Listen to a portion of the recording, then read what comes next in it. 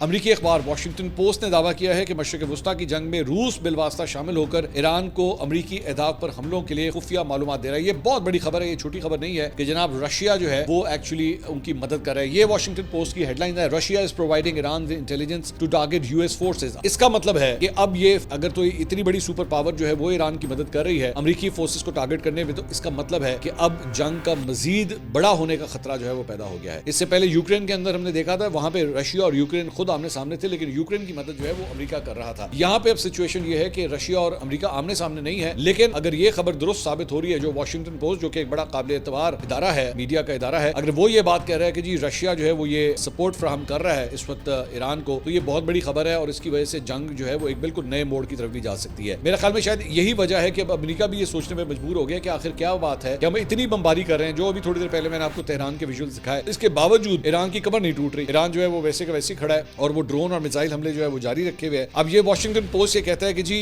امریکی فوجی اہداف پر حملے روسی معلومات سے زیادہ درست ہوئے ہیں. جنگ کے آغاز کے بعد روس ایران کو امریکی فوجی اثاثوں کی لوکیشنز دیتا رہا ہے. امریکی فوجی تنصیبات, ریڈار اور کمانڈ سینٹرز ایران کے نشانے پر ہیں. ایران کے حملے انتہائی درست اور منصوبہ بندی سے کیے جا رہے ہیں.